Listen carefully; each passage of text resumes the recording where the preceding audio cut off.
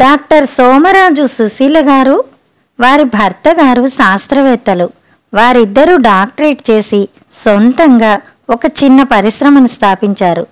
ఆ పరిశ్రమ పెట్టడం మొదలుకొని దాన్ని నడపడం, అనుమతుల కోసం ప్రభుత్వం చుట్టూ తిరగడం, వాటి కోసం వారు పడ్డ కష్టాలు, శ్రమలు, ఆ పరిశ్రమని రన్ చేయడానికి బ్యాంక్ లోన్స్ కోసం తిరగడం, మొత్తం మీద పరిశ్రమ నడపడానికి వారు అనుభవించిన సాధక బాధకాలు, అవే కాక వారితో పాటు వారిలాగే చిన్న పరిశ్రమలు పెట్టి రన్ చేస్తున్న వారి కష్ట నష్టాలు ఇతివృత్తాలుగా చేసుకుని ఆవిడ రచించిన కథ మాలికే చిన్న పరిశ్రమలు పెద్ద కథలు. ఈ కథా సంపుటిలోని ఒక కథ పావురాలు. ఎంత ప్రయత్నం చేసినా కళ్ళు విడట్లేదు. ఆ మసక మెలకువలో రోజంతా చేయాల్సిన పనులు, వెళ్లాల్సిన ఫంక్షన్లు దోమల్లా కుడుతున్నాయి. పెద్ద పట్టించుకోకుండా గట్టి ముసుగు పెట్టే ప్రయత్నంలో ఉండగా ఈయన గొంతు వినిపించింది. పెన్నేది?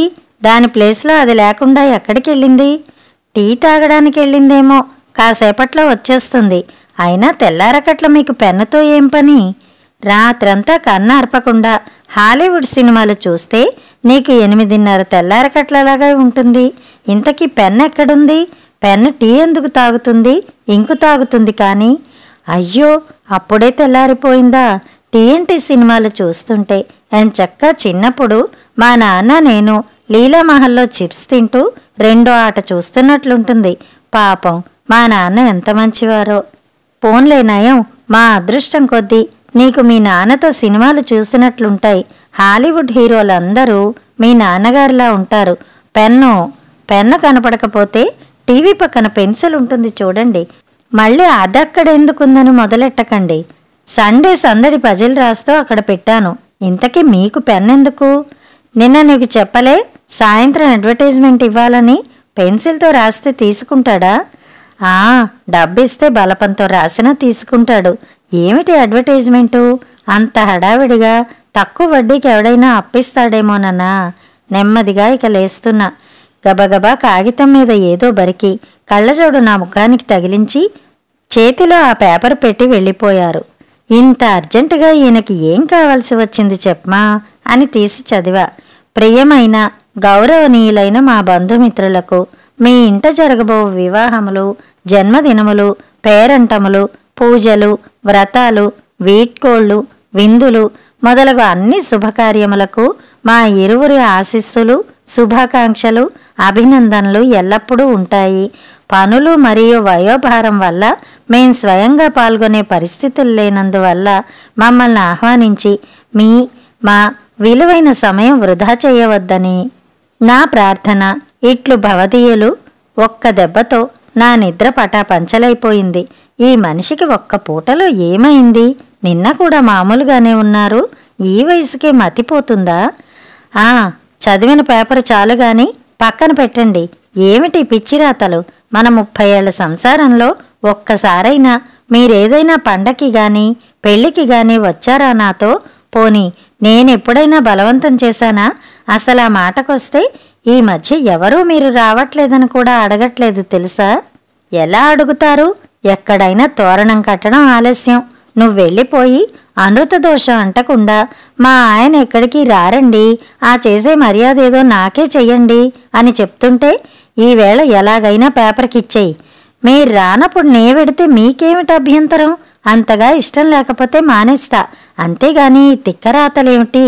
మమ్మల్ని ఎవరిని పిలవకండని. నా కారణాలు నాకున్నాయి. చెప్తే నీకెలాగో అర్థం కాదు. వినే అలవాటు అసలు లేదు. పెళ్లి పిలుపులను పేరెట్టుకుని ఆదివారం తెల్లారకట్లో మిట్ట మధ్యాహ్నమో రాత్రి 11ంటికో 10 మంది రావటం.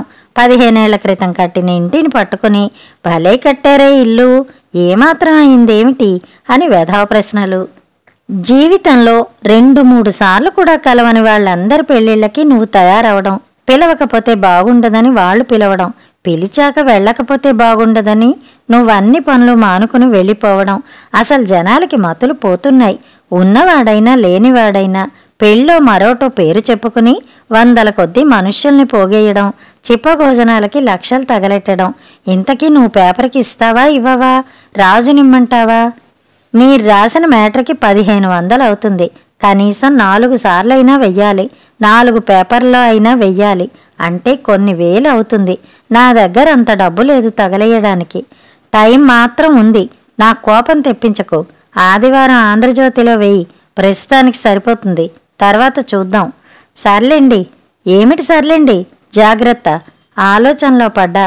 గడిచిన 3 రోజుల నుంచి హైదరాబాదులో నిర్విరామంగా జరుగుతున్న పెళ్లిళ్లలో ఏ ఒక్కటి వదలకుండా ఆఫీసుకి ఎగనామం పెట్టి హాజరయ్యానని ఈసారికి కోపం వచ్చినట్టుంది.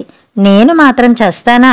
ఏదైనా ఫంక్షన్కి పిలిస్తే వెళ్ళకపోవడానికి ఎక్స్ప్లెనేషన్స్ ఇచ్చే కన్నా వెళ్ళి రావడమే నాకు సులువనిపిస్తుంది. వెళ్ళాక ఎలాగూ వెళ్ళిన వాళ్ళని ఎవరూ పట్టించుకోరు. కానీ వాళ్ళు రాలేదా, వీళ్ళని తీసుకురాలేదా అని అడుగుతారు.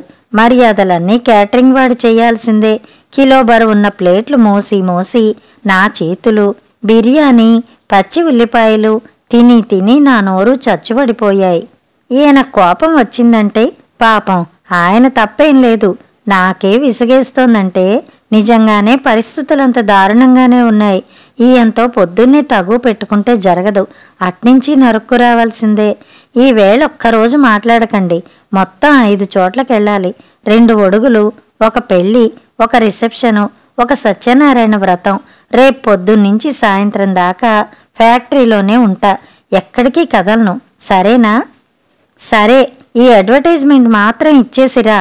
మర్చిపోయావంటే మళ్ళీ వెళ్లాల్సి వస్తుంది. పిచ్చి బ్రాహ్మడు. రేపటి నుంచి వెళ్ళనంటే సంతోషపడ్డారు. ఈ వేళే ఆఖరి ముహూర్తం. ఎల్లుండి నుంచి మూడాలు. మళ్ళీ కొన్నాళ్ళు పని చేసుకోవచ్చు. అన్నీ ఈయనకెందుకు చెప్పడం? అయినా నాకు తెలియకడుగుతాను. ఫ్యాక్టరీలో ఉంటేనే పని చేసినట్లా? అందరం అక్కడే పడుంటే బయట పనులు ఎవరు చేస్తారు? అర్థం చేసుకోరు. 10:30కే ముహూర్తం. కాచిగూడ వరకు పోవాలి. స్నానం చేసొచ్చి ఓ మాదిరి పట్టుచీర కట్టి తయారవుతున్నా. అత్తయ్య గారు వచ్చి, అమ్మాయి మరుమం వేసి కట్టనా, కనకాంబరాలేసి కట్టనా? ఏమిటి కట్టేది? చామంతి పూలు. నువ్వు పెళ్ళికెడుతున్నావుగా. చాలండి. చామంతి పూలు ఒక్కటే తక్కువ నా సింగారానికి. ఫోన్లేమైనా వచ్చాయా? నువ్వు పూజలో ఉండగా పావని ఫోన్ చేసింది. ఏమిటట? నిన్ననేగా మాట్లాడాను. నిన్ను 10:30 కల్లా ఆఫీసుకు వచ్చేయమంది. ఏ ఆఫీసు? హైదరాబాద్లో ఎన్ని వందల ఆఫీసులున్నాయి. మళ్ళా చేయమనకపోయారా? పెళ్ళికెళ్ళాలని చెప్పలేదు. తను వకీల్ దగ్గరికెళ్ళి అట్నుంచటే అబిట్స్ వచ్చేస్తాననింది. ఎండి గారు 11 వరకే ఉంటారట. నిన్న అర్జెంటుగా ఎన్ని పనులున్నా మానుకు రమ్మంది. నీకన్ని వివరాలు తెలుసునంది. వీలుంటే మీ తోటి వాళ్ళనెవరినైనా 2 ఆడవాళ్ళని తీసుకురమ్మంది. ఇలాంటిదేదో వస్తుందని పొద్దున్నే ఈయన గొడవ పెట్టినప్పుడే అనుకున్నా. ఇప్పటికిప్పుడు 2 ఆడవాళ్ళంటే ఎక్కడ దొరుకుతారు? పోనీ నేను పనికొస్తానా? మీరొకరు అన్నిటికీ తయారవుతారు. ఇదేమైనా పెళ్ళికెళ్ళడం అనుకున్నారా? అప్పుడే 9:30 అయిపోయింది. నే పోతున్నా. భోజనం ఈయనకొక్కరికే పంపండి. నే వచ్చేసరికి సాయంత్రం అవ్వచ్చు. నా కోసం అన్నం వండానని సాయంత్రానికి చద్దన్నం ఉంచకండి. వింటున్నారా? ఎవరి మీద యుద్ధం? నీకు ఊళ్ళో వాళ్ళ ఊసలెందుకు? నీకు అక్కర్లేని విషయాలు లేవు. మళ్ళీ వాడేమంటాడో? వాడు అనడు, వీడు అనడు. అన్నీ మీరు చెప్తేనేగా తెలిసేది. పెళ్ళికెళ్ళాను అనుకుంటారులే. మీరుగాని చెప్తే ఊరుకోను. పోతున్నా. శుభం. వెళ్ళిరా. చీర మార్చేసి హడావిడిగా బయలుదేరి కరెక్ట్ టైంకే ఆఫీస్ చేరుకున్నా. దారిలో కామేశ్వరి గారిని, వాళ్ళ పక్కింటి వాటా ఆవిడ రిటైర్డ్ టీచర్ గారిని ఎక్కించుకొచ్చా. సైన్స్ చదువుకున్నానన్న మాటే గాని నాకు మూఢనమ్మకాలు ఎక్కువ. 3 వెడితే పని అవదేమోనని భయం. అందుకే బతిమాలి ఆవిడను కూడా తీసుకొచ్చా. కూడా ఉంటే చాలు, మాట్లాడక్కర్లేదని ధైర్యం చెప్పి. కామేశ్వరి గారు బయాలజీలో ఎంఎస్సీ చేసింది. ఏదో కొత్తది కనిపెట్టానని చెప్పి వాళ్ళ ఆయన ప్రాణం తీసి 4 లక్షలు పెట్టి యూనిట్ పెట్టింది. కానీ ఏడాది తిరగకుండానే విషయం తన వల్ల కాదని గ్రహించి వెంటనే యూనిట్ మూసేసి అదో ఇదో అమ్మేసి అప్పు తీర్చేసుకుంది. ఆయన పెద్ద ల్యాబ్స్లో జాయింట్ డైరెక్టర్గా చేసి రిటైర్ అయ్యారు. ఎప్పుడూ పుస్తకాల మధ్యలో ఉంటారు. ఈవిడికేమో ఇంట్లో క్షణం కాలు నిలవదు. చదువుకున్నదన్న మాటే గాని కబుర్లు మొదలు పెడితే తలా తోక ఉండదు. ఇలాంటి మీటింగులకి బాగా పనికొస్తుంది. తెల్లవారుతూనే 4 గ్లాసుల బియ్యం, అన్నం వండేసి పెద్ద గిన్నెడు సాంబారు చేసేసి బల్ల మీద పెట్టేస్తుంది. ఆ సాంబార్లోనే వెయ్యదలుచుకున్న కూరలన్నీ చామదుంపలైనా సరే, కాకరకాయలైనా సరే వేసేసి మల్టీనేషనల్ అంత స్ట్రాంగ్గా చేస్తుంది. మళ్ళీ తెల్లవారే వంటింట్లోకి వెళ్ళడం. ఇంకా ఆ సాంబారు బల్ల మీద పెట్టేసిందంటే బయటికి వెళ్ళడానికి రెడీ అన్నమాట. ఊళ్ళో ఏ మీటింగులైనా, వర్క్షాపులైనా, ధర్నాలైనా, నిరాహార దీక్షలైనా ఆవిడ తయారే. నా వల్ల కాదు, నాకు ఓపిక లేదు అనే మాట ఇప్పటి వరకు ఆవిడ నోటమ్మట నుంచి నేను వినలేదు. 60 ఏళ్ల వయస్సులో ప్రతి ఇష్యూకి టీనేజర్స్ కన్నా ఎక్కువ రెస్పాండ్ అవుతుంది. ఇందాక ఫోన్లో ఇట్లా పావని గారి యూనిట్ని బలవంతంగా కార్పొరేషన్ వాళ్ళు తాళాలు వేసేశారు, మనం నలుగురం వెళ్ళి ఎండి గారిని అడుగుదాం వస్తారా అంటే ఆ మాత్రం సాటి వాళ్ళకి సాయం చేయకపోతే ఎలా అని పక్కింటి ఆవిడ్ని కూడా తీసుకుని చక్కా వచ్చింది. ముగ్గురం కూర్చుని కబుర్లు చెప్పుకుంటుంటే పావని వచ్చింది. మహా టెన్షన్లో ఉంది. మరి లాయర్ ఏమన్నారో. పావనితో నాకు 10 ఏళ్ల పరిచయం. అప్పటికే స్కూటర్ యాక్సిడెంట్లో వాళ్ళ ఆయన పోతే 2 మగపిల్లల్ని పెంచుకొస్తోంది. తనకున్న డబ్బులు, ఆయన పోయినప్పుడు వచ్చిన కాంపన్సేషన్ సొమ్ము అంతా మదుపు పెట్టి చిన్న యూనిట్ పెట్టుకుంది. అందులో కాగితం ట్రేలు, ప్యాకేజింగ్ పేపరు తయారు చేసేవారు. ఆ రోజుల్లో ఇండస్ట్రీలు పెట్టమని ప్రభుత్వం చాలా ప్రోత్సహించేది. ఈవిడది ముక్కుసూటిగా పోయే స్వభావం. కష్టపడి పనిచేస్తుంది గాని సరైన సలహాలు ఇచ్చేవాళ్లు లేక కొంత, అనుభవం లేక కొంత, మొదట్లోనే కొన్ని పొరపాట్లు చేసింది. ఇంకా ఆ తర్వాత ఎంత ప్రయత్నించినా, ఎన్ని కష్టాలు పడ్డా ఆ ఊబిలోంచి బయటపడలేకపోతోంది. ఎందుకు పావని అంత కంగారు పడతావు? ఎండి గారిని రిక్వెస్ట్ చేద్దాం, అంతగా కుదరకపోతే కోర్టుకు వెళ్దాం. లేదండి, అదే ఇప్పుడు లాయర్ గారిని కనుక్కొని వస్తున్నా. 3 ఇన్స్టాల్మెంట్ల కన్నా ఎక్కువ బాకీ ఉంటే వీళ్ళకి యూనిట్ లాక్ చేసి యాక్షన్ వేసే అధికారం ఉందట. కోర్టు పర్మిషన్ కూడా అక్కర్లేదుట. ఇంతలోకి మాకు పిలుపు వచ్చింది. టీచర్ గారు కొంప ముంచరు కదా. ఆవిడ క్లాసులోకి వెళ్ళినంత ధైర్యంగా లోపలికి వచ్చేసింది. నలుగురం కూర్చోగానే ఆయన పాపం మంచినీళ్లు తెప్పించారు. ఏ మహిళా సంస్థమ్మా మీది? ఈ సంవత్సరం అడ్వర్టైజ్మెంట్ కోటా అయిపోయింది, మా పిఆర్ఓని కలవాల్సింది. మేము అడ్వర్టైజ్మెంట్ కోసం రాలేదు సార్. నా పేరు పావని, వీళ్ళు మా తోటి వ్యవస్థాపకులు. అందరం స్వయంగా యూనిట్స్ నడుపుతూ ఉంటాము. మీదే యూనిట్ అమ్మా? ఎంతైనా ఐఏఎస్ ఆయన కదా, టీచర్ గారిని అడిగారు. నాకైతే గుండె డెక్కు పట్టేసినట్లయిపోయింది. ఇంకేముంది, అంతా అయిపోయింది. ఆవిడ మొదలుపెట్టింది. పౌల్ట్రీ ఫీడ్ చేస్తామండి, మియాపూర్ దగ్గర ఉంది, మాకు అప్పేం లేదు, సొంత డబ్బుతోనే చేస్తున్నాం. 10 మంది పనివాళ్ళు ఉన్నారండి. పావని గారిది మాది ఒకే ఊరు. ఆవిడ్ని చూస్తే నాకు కూడా ఏదైనా చెయ్యాలనిపించి 4 ఏళ్ల క్రితం మొదలుపెట్టానండి. ఇప్పుడు పాపం ఆవిడకి సాయం రమ్మంటే వచ్చానండి. మాకెవరికైనా సమస్యలొస్తే ఒకరికొకరు తోడుగా ఉంటామండి. మేం నలుగురం వచ్చామని మీరు మరోలా అనుకోకండి. నిన్న జరిగిన సంఘటనతో నేను చాలా నెర్వస్గా అయిపోవడంతో నాకు తోడుగా వీళ్ళు వచ్చారు అంది పావని. చెప్పండి, నేను చేయగల సాయం ఏదన్నా ఉంటే తప్పక చేస్తా. మీ యూనిట్ పేరు ఏంటన్నారు? నిన్నేం జరిగింది? మాది ఉషా ప్యాకేజెస్ సార్. 89లో మీ కార్పొరేషన్ వాళ్ళు నాకు మెషినరీకి 19 లక్షలు అప్పిచ్చారు. నేను 4 లక్షలు మార్జిన్ కట్టి 1.5 ఎకరం నేల, 3000 అడుగుల షెడ్డు కొలేటరల్గా ఇచ్చాను. మాది చర్లపల్లిలో ఉంది సార్. నిన్న ఉదయం మీ ఆఫీసు నుంచి కొందరు అఫీషియల్స్ వచ్చి పని చేస్తున్న 20 మంది వర్కర్లను బయటికి పంపి యూనిట్కి తాళాలు వేసేశారు సార్. ఈ నెలాఖరులోగా 2 ఇన్స్టాల్మెంట్లు కడతామని చెప్పినా వినిపించుకోలేదు. పైగా ఈ వారం డిస్పాచ్ చేయాల్సిన స్టాక్ కూడా లోపలుండిపోయింది. దాని విలువే 1.5 లక్షలుంటుంది. పావనికి నోట మాట కూడా సరిగ్గా రావడం లేదు. దుఃఖం, ఆవేశం, నిస్సహాయత అన్నీ కలగలిపి ఒక ఆడకూతురు మాట్లాడుతుంటే పాట కచేరీలా ఉండదు కదా. తన కంఠస్వరం విని ఆయన కూడా ఇబ్బందిగా ఫీల్ అయ్యారు. ఇంటర్కంలో చెప్పారు, దినకర్, ఉషా ప్యాకేజెస్ ఫైల్తో ఒకసారి వస్తారా? 2 నిమిషాల్లో అప్పుడే 12 అయిందా అన్నంత కరకరలాడుతూ దినకరుడు ప్రత్యక్షం అయ్యాడు.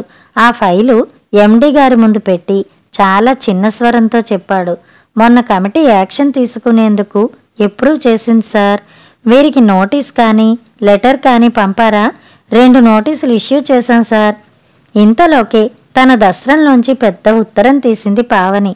మాకొక్కటే వచ్చింది సార్. ఇందులో మా రిప్లై కూడా ఉంది. ఈ నెలాఖరులోగా 2 ఇన్స్టాల్మెంట్స్ అంటే 80,000 కడతామని రాశాం సార్. ఇప్పుడు డిస్పాచ్కి రెడీగా ఉన్న సరుక్కి డిస్ట్రిబ్యూటర్ 80,000 ఇచ్చి పట్టుకెడతానన్నారు. మేము ఆ మొత్తం కడదామనుకుని రాశాం సార్. ఎంత చెప్పినా వినిపించుకోకుండా లాక్ చేసేశారు సార్. నడిచే యూనిట్ని లాక్ చేస్తే మీ బాకీ ఎలా తీర్చగలం సార్? దినకర్ అందుకున్నాడు. ఈవిడ ఎప్పటికప్పుడు కడతానండమే గాని పెద్దగా కట్టిందేమీ లేదు సార్. మొన్ననేగా 40,000 కట్టాం. 5,60,000కి 40,000 కట్టారట చూడండి సార్.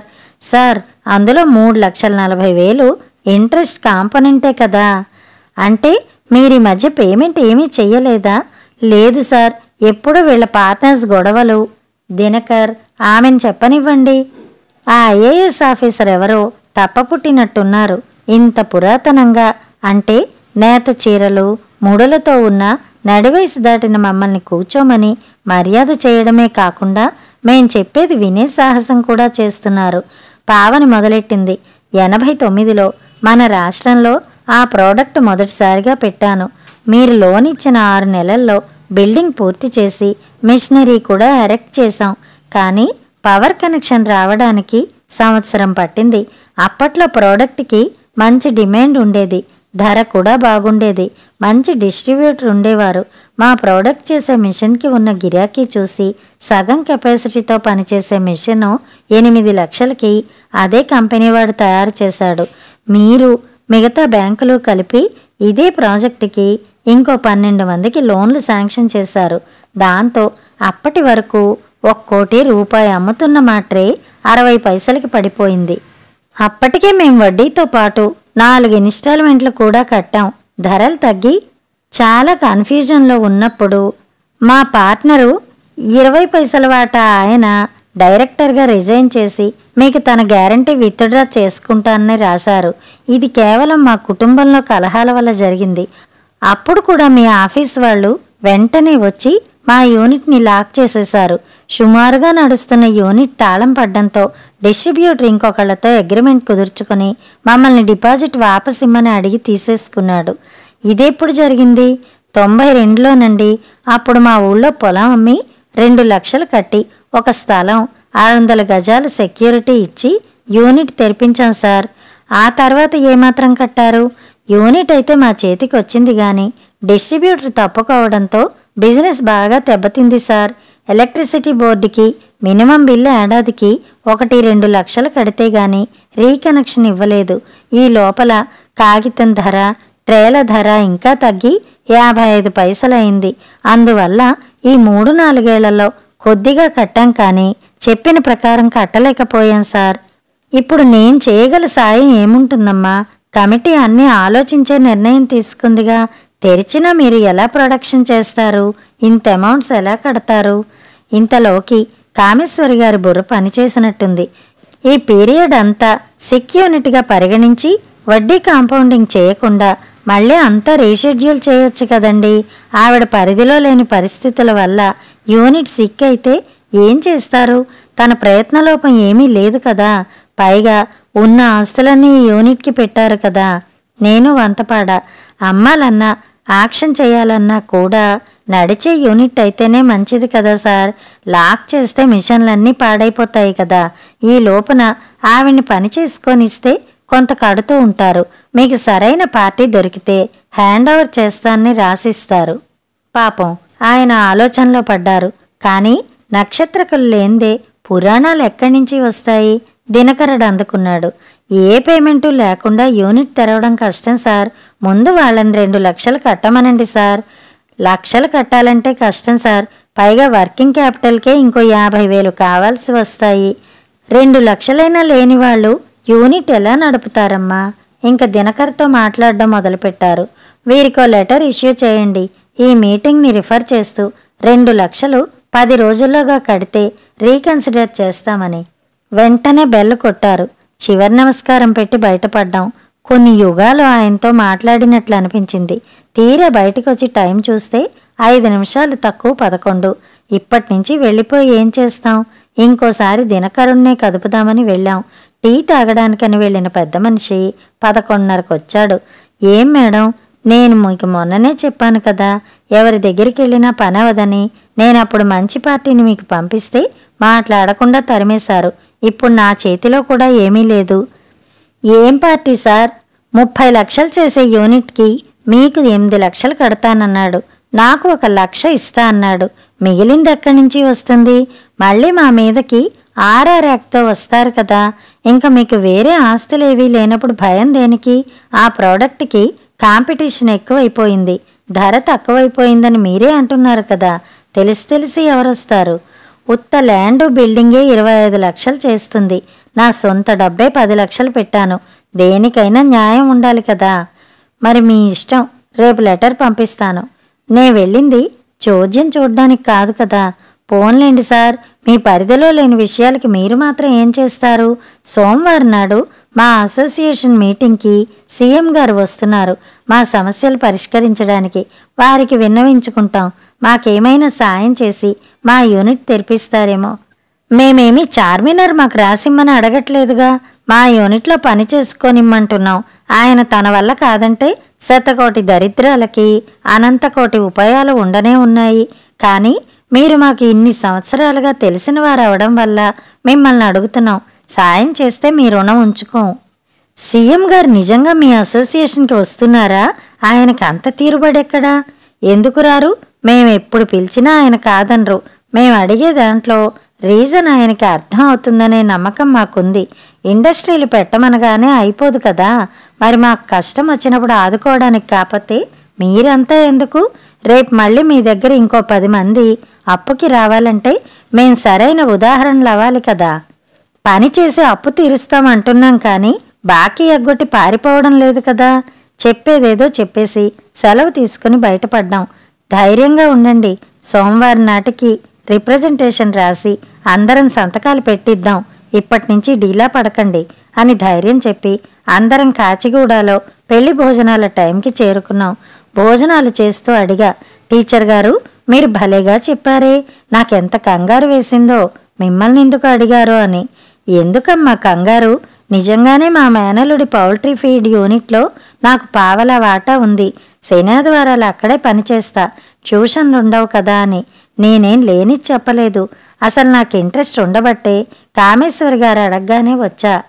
ఈసారి ఆశ్చర్యపోవడం నా వంతు అయింది.